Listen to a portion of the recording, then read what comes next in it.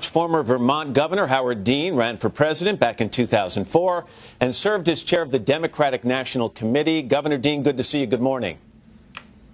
Thanks, Matt. You don't have to be a Republican operative to find trouble in the headlines surrounding Hillary Clinton. Anytime you put the words Hillary Clinton, email, top secret, and FBI in the same sentence, you've got a problem. Do you see any sign that this is going to go away soon?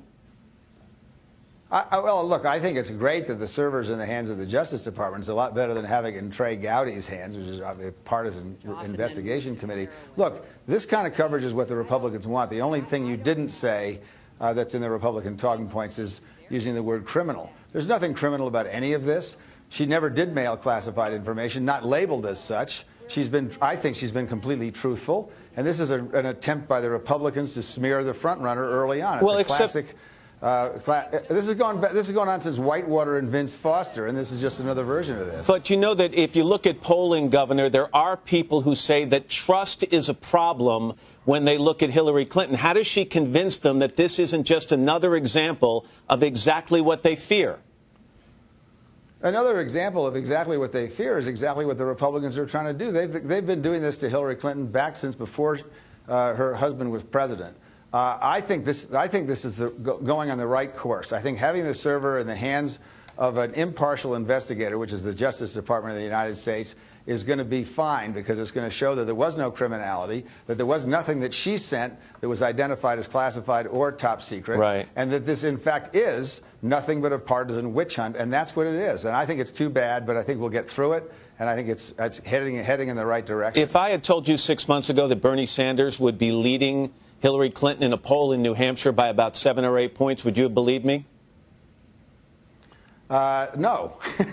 Look, I'm a Hillary supporter, but I think it's great what Bernie's doing. I really do. He has, for his whole political career, talked about economic justice. Economic justice happens to be the biggest issue for Americans on both sides of the partisan divide this election season. I think it's about time. I think the country's in trouble. And I think that is why Bernie is doing well. And let me end on this. If Joe Biden were to come to you and say, Howard, as a former leader of this party and a guy who ran for president in 2004, I'm considering getting in. Should I jump in? Do I have a chance to win? What would you tell him?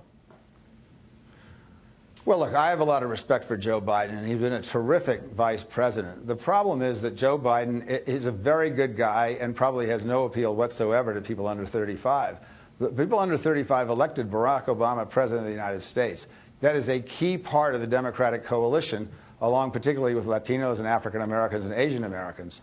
So I think it makes sense to have a candidate, and I think Hillary is one. I think Bernie is another, who really can turn on the under 35 set. And I think that would be a problem for Joe. So, you know, he's served us incredibly well.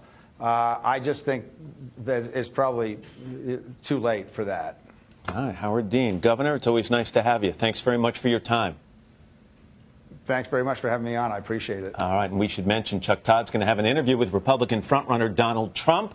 That'll be this Sunday on Meet the Press.